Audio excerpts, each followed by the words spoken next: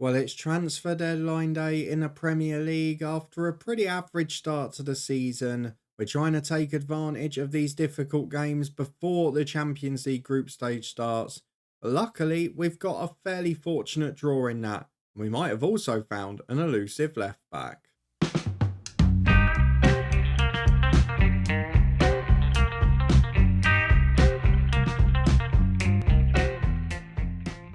Yes, hello, and welcome along to part 83 of Saving Southend with me, Daniel. We are back today to face Chelsea in what is an early mid-table clash, but both of us have had trickier starts on paper. Before that, though, we go through transfer deadline day, where we're still looking to add a left back and ideally a goalkeeper, though that is now not going to happen. And we're also preparing for the start of a Champions League campaign, still needing to trim the squad a bit to keep as many happy as possible. So one or two surprise outs, still yet a possibility on deadline day. If you're looking forward to seeing what happens both at our club and the rest of the Premier League, then please do put a thumbs up on the video. We'll reflect on our start to the season, have a look at the transfer news across the board. Hopefully it will finish with one more addition because it has been a quiet summer, but the players we've added I feel will add real quality. Let's get through to the inbox though, because there are 16 hours to go, or 15 is it? Yep, 11 p.m. close. You can see a left back we're linked with. I'll also show you the two left wingers I forgot to in the last episode that we missed out on. And you can see there also the player that may well be leaving. Fernando Fernandez has had a very big offer to go back to Brazil, and that may well be accepted. We're also being linked with James Simpson, who we tried to sign God knows how many years ago. Must have been the year we came up to the Premier League because we ended up with Adeniji instead. It's supposed to be a busy day as Everton are linked with Ivanov, but we talked about Ryan Adamson, who's had a slow start incidentally, being our third choice left winger. And this was the first choice one this summer. Abdi Ibrahim from relegated Nottingham Forest. Release clause of 52 million, which I was more than happy to pay. He wants 180 grand a week, nearly 3 times any player at the club. And he's rejected other moves as well that are bigger than us. You can see some of the clubs that want him. I think he'll end up staying there, which in the longer term may end up benefiting us. The other one we missed out on, let me go and show you quickly, is a player from Arsenal, Matt Cox, who is currently transfer listed. I think Real Madrid have bid for him as a loan to buy. He's an England international left winger. He's ready made. But again, 60 million quid, that was fine. He wanted 150 grand a week, which, yes, you could say in the long term is great. But there is a very strong possibility we won't be in Europe next year. We've got a 20,000 seater stadium. We're a mid-table club that was lucky enough to win the Europa League. We can't take that sort of gamble just yet, as much as I would like to. We have, though, got our boost to the training and youth facilities as well as the youth recruitment. So we're getting there. We saw Zimmerman, a youth player who wasn't good to us, getting sold for 15 million in the summer. We're getting to that stage now where we can become profitable. And then we can think about signings like that. For now, though, let's have a look at what's been done already, because you can see it's possibly one in, one out when it comes to defence. Fernando Fernandez has had 2 offers accepted, both rising to 21 million, but we are paying a few grand a week at the wages, so it's not quite as hunky-dory as it looks. We probably lose about £1 million from that. He's a decent centre-half, but he's been complaining most of the time he's here. He's not training that well. There are now 4 centre-halves at the club better than him. Harrison Parker I want to keep, he's homegrown in the nation. And then Williams, O'Day and Herbert all better. Memic can cover there. Soren Hansen, the youngster who's not yet found a loan move, has been a revelation. He's training brilliantly, he's improving quickly. So Fernandez I feel will become surplus very quick. So no point him sitting there rotting and being unhappy. He's not even made the bench this season. Didn't play in the cup tie. I think we have to say goodbye to him. His potential replacement is Tazio De Angelis. He is a £6 million left back from LAFC, an Italian under-21 international of recent years. Monstrous physically, very good mentally, and solid enough technically. Probably better than Valdo Kamara, on a par with Ishmael, but with bigger potential. And he's played for a couple of big clubs. He's also had a season in England. He's got all of the sort of experiences we need. And I feel physically will give us that extra edge at the back, which is something we are looking for. It does leave us with a bit of a problem though, because we've still got a bit of a bolstered squad, which is why we were trying to get rid of one or two. We've not been able to do so since the last episode, but you can see We have got a few players that are wanted and that are on the list. So Soren Hansen is finally wanted now on loan by some big clubs. He's improving quick. If we can get him a good loan move, I'd be very thrilled to see him go. I would have ideally liked to have seen either a Dozy or maybe David Mira move out on loan. Neither of those have come off yet. And I feel that would just take us down to a manageable squad size because at the moment, yes, we could end up with injuries, but it's probably one or two too big. So let's go and take part in deadline day. We'll get through the last 15 hours. It's probably only going to be one in and then maybe a few outs. And then after that, we'll look at our few games of the season so far and get ahead to our Chelsea game at the weekend. Well, Chelsea, our next opponents, have come in with a loan offer for Soren Hansen as a squad player. They can offer him a regular starter. I might let it happen, but they won't. I've also gone and defied what I just said and made a loan offer for Matt Cox because they're allowing us to pay half the wages and an optional future fee, which we may not do anyway. So if we could get that deal done, I think it would be a good one, particularly given the struggles we've had out there with Adamson so far and the backups not being good enough. At this point, we need to be ruthless. We've missed out on a top striker and centre-half already this summer. Sanhueza is doing brilliantly out on loan. We've just got to build up this squad, and at the moment, I'm not sure we've done enough for that. Loan offers for Fernandes will all be rejected. We want a permanent deal or nothing. There's 14 hours remaining. There's 6 items apparently, but none of them of use. So let's see what happens next, as I'm sure there'll be some players sought after here. Well, a 4th round draw for the Carabao Cup. Spoiler alert, we got through against lower league opposition. Southampton away, pretty evenly matched tie. That could be a good one, particularly in the midst of all the European football. Transfer window top spenders, we are nowhere near. Hansen, loan offer from Atletico Madrid. Again, if you offer a regular starter and lots of football, I'll be on board with it. You've got to say that you're going to play him though. Regular starter, they're on board with it, because then we can have a go at them if he's not. Soren Hansen, if he could get a season of football at Atletico, would be a massive boost for us and for him. He's got the personality to improve of his own accord. He's got the leadership. He's got the defensive attributes. I do think he's going to end up being our best centre-half. And at 18, he'll become homegrown at the club too. Well, some big news as we return this lunchtime. Firstly, the Italian left-back, Tazio De Angelis, has agreed a deal to come here. Is it the right move? That's the question I'm asking. It's a small upgrade, if one at all. Let me show you him in comparison to what we've got. So compared to Ishmael here, he's a bit better most areas, but maybe not in the attacking and technical sense. But physically, he's superior. I'd argue Ishmael's a better player in many areas defensively. He's more determined. The only thing he's not better in, ironically, is tackling and marking.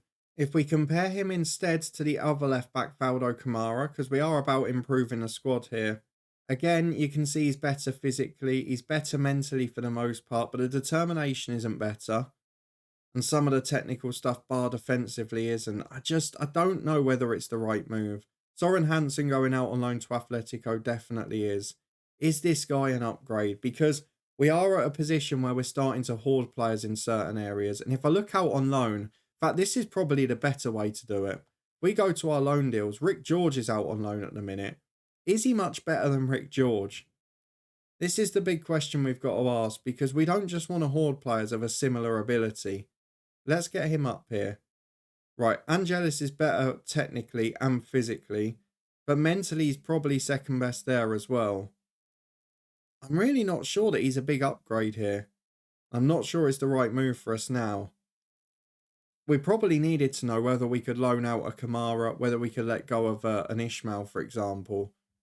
They're both very good players. Ishmael I'm happy with. He's doing the job. I'm not sure this would be the right decision. As a result, do I want to do it? What are the wages like? Valdo Kamara's the one I'm looking at and thinking we could loan you out instead. But he's got the resilient personality.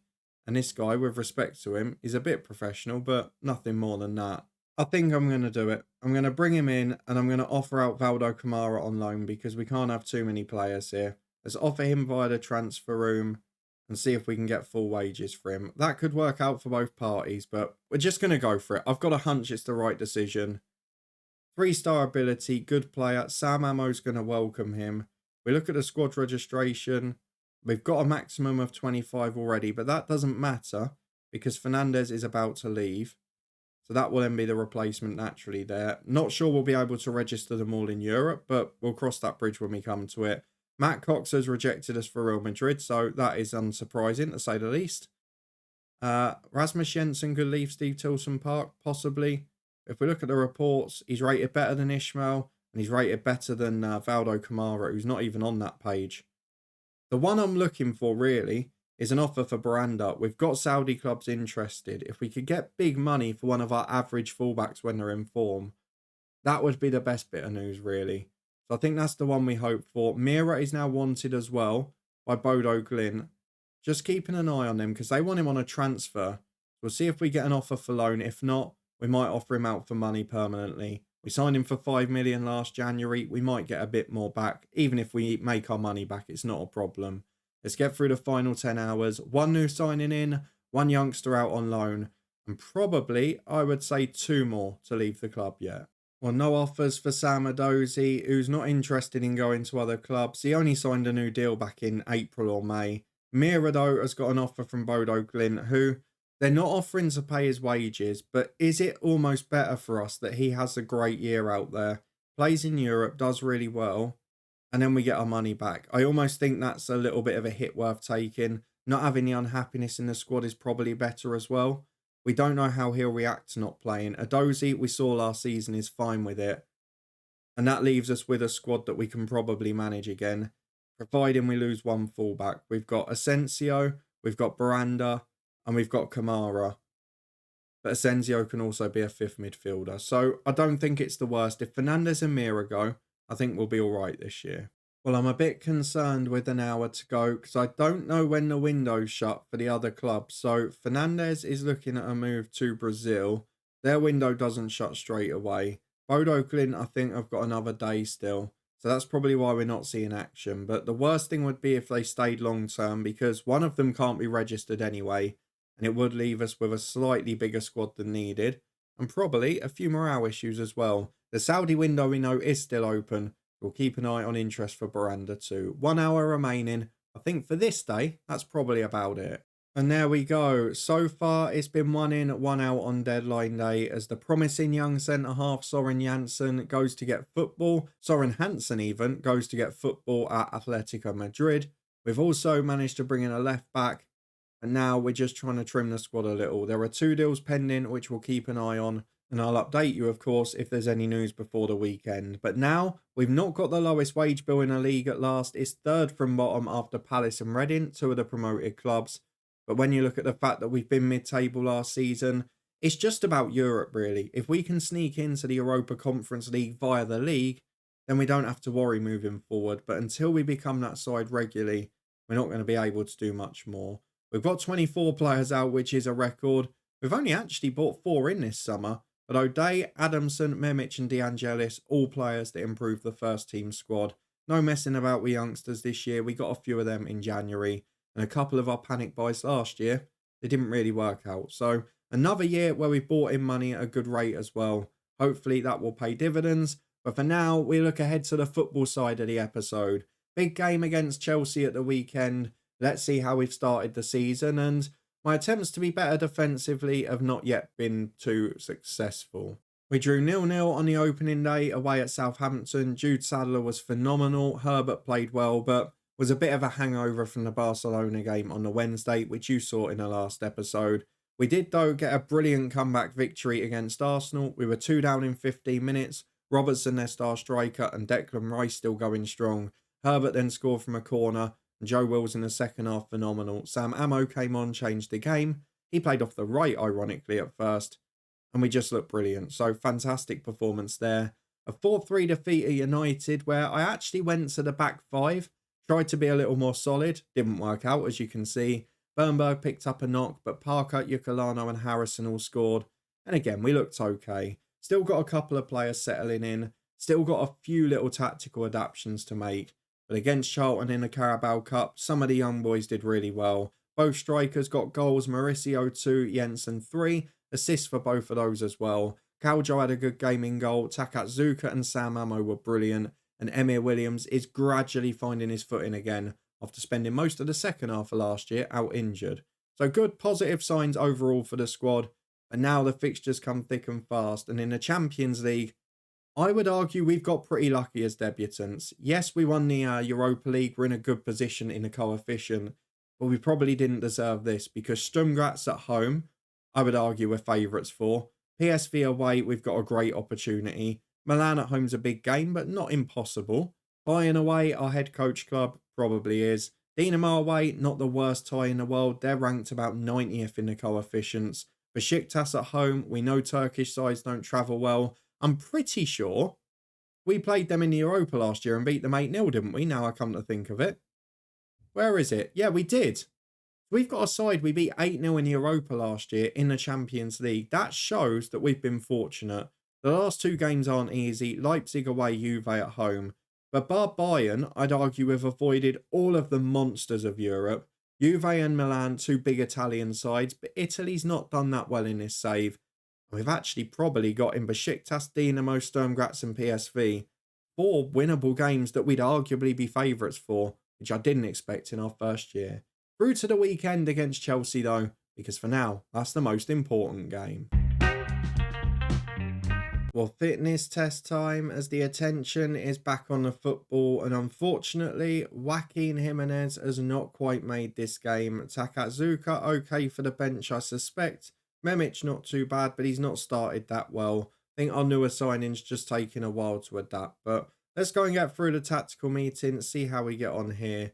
They've got some good players of Chelsea. Originals in the likes of Fofana, Mudryk, Lavia, Caicedo, Colwill. Reece James still there. You knew it was a young team before. Giovanni Reina and Makoko added to that.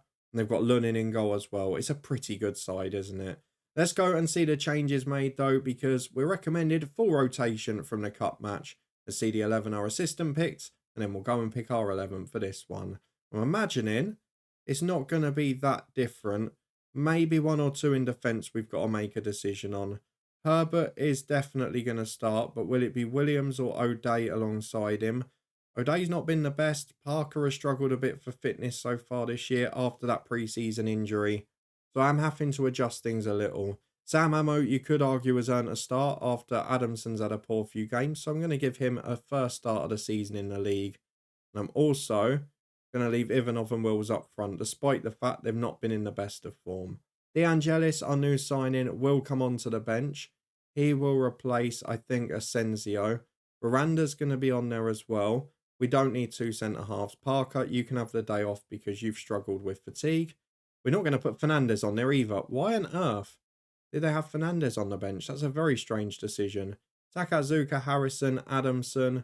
Yeah, no problem with that. And then Mauricio and Joe Hugo, I think, are the two we're going to go for. Jensen's not quite fit, so he'll drop out. Asensio, very much a utility man now. So let's go and get through to Southend v Chelsea with this, our first choice 11. It is Sadler in goal, still unhappy. Hopefully once the Saudi window shuts and that interest goes, he might then be all right. But we just can't sell him until we find a replacement at that level that's affordable.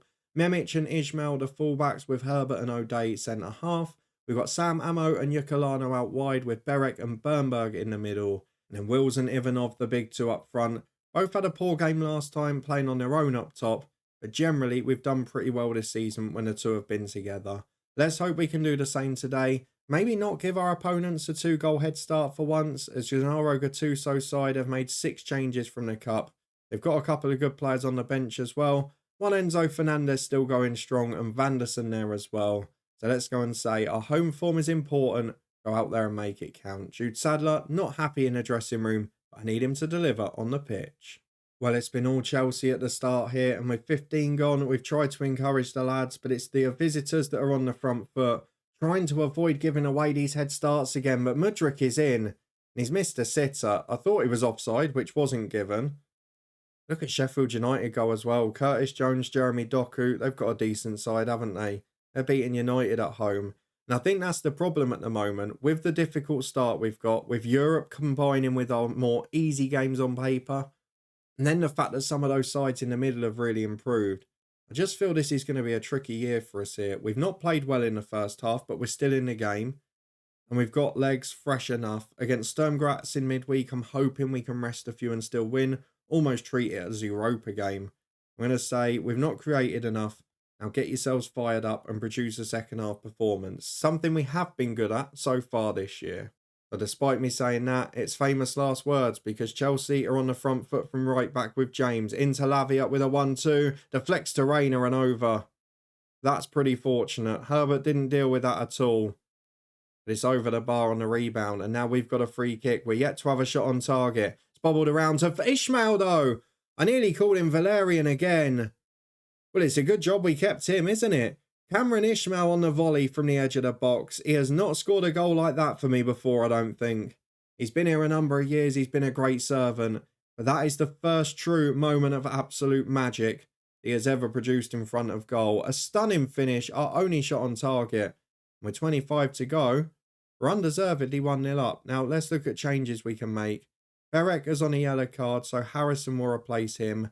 Ammo for Adamson, because again, Sam Ammo played midweek. Adamson just settling into the club. And with 3 more changes available, we might rest one of the strikers soon.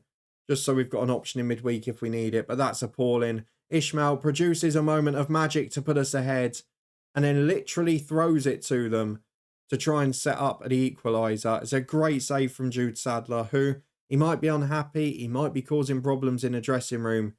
He's phenomenal on the football pitch still. He's kept it at 1-0. We don't deserve that, but now it's Chelsea who are dominating again as Reina on the left-hand side finds Colwill. Feels a bit more like a smash and grab rather than us competing with the good sides here. Though Ivanov has nicked possession and finds O'Day. He's on a booking but finds Bernberg. Got options over on the left. Adamson, a new boy, one of them. He goes back to Ishmael and now Harrison. Who can he find with the pass? Inside to Bernberg. Finds Ivanov. Lovely turn. Teddy Ivanov. Stunning finish. We've got individual quality now. And that is something that will become all the more important as we rely on individual moments during this season. We're not going to have that best 11 out every game with Champions League, Premier League and Cups. And I'm almost looking at it as, my word, Memic has scored. And I think there was someone behind him there. Who's that? Colwill. I think he was behind it. Just a flick down from a set piece and out of nowhere. It's 3-0 to Southend United. Memic has scored his first goal at Southend United. And as I was saying a moment ago, or trying to, because we're going to be looking to get into Europe this year, we've probably got to go for it in the domestic cup. We beat Southampton. We're into the quarterfinals of the Carabao, and maybe that's the route into the Conference League.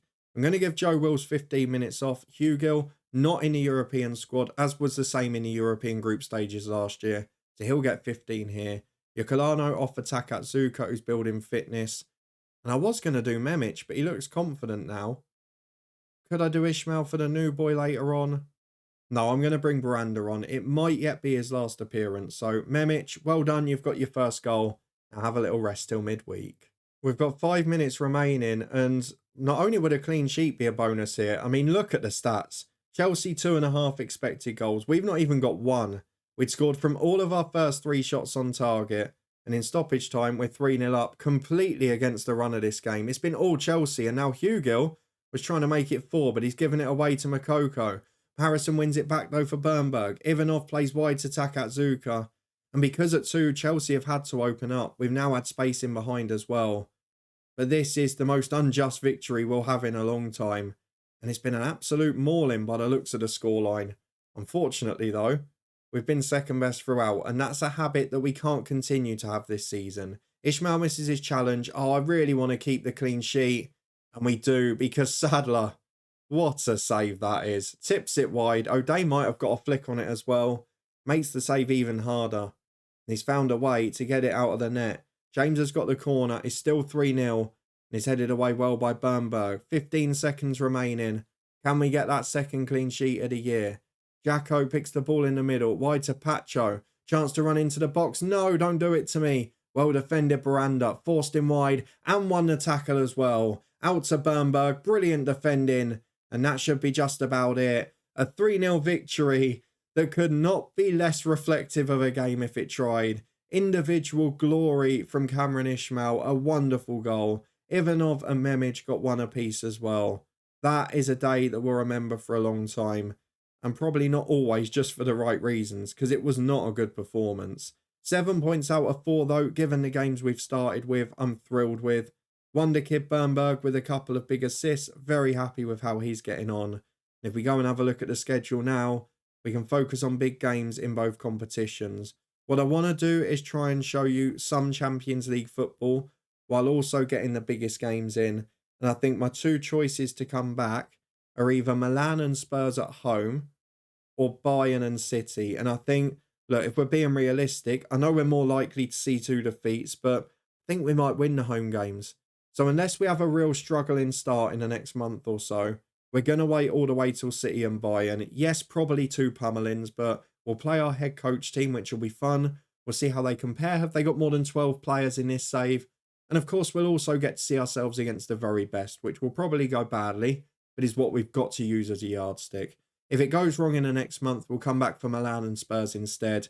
But either way, if you're looking forward to that and you did enjoy, well, what was a brilliant performance in the end against Chelsea, and please do put a thumbs up on the video. We should have news when we come back as well of Mira and Fernandez, who are both looking to move out of the club. That should be finalised in the next couple of days. If you want to stay up to date with this 11th season though and see how we compete in 4 competitions, subscribe and turn that notification bell on. We'll be back on Monday with the head coach with Bayern Munich, where it's been a funny old time this week. You can find our deadline day special yesterday, which was interesting, I think is the only word I can say that isn't negative and possibly swearing. So we'll leave it at that for now, but at the end of that season, we have got an experiment lined up as well. We're also going to have a big season here, so please do keep your eyes peeled. Thank you very much for watching along as always. You can find the Bayern playlist up in the eye above. You can also find links there to the Twitch channel with regular live streams, loads of watch-alongs during the run-in, as well as some FM24 from Scottish football. And we've also got the football podcast, loads of prediction shows for all the EFL playoffs, all of the Luton Town running in the Premier League, and for the National League as well. A massive thank you for watching. Appreciate the support as always. An average deadline day, a very good result just after. But if the performances continue like that, I'm not sure how often we'll be backing it up.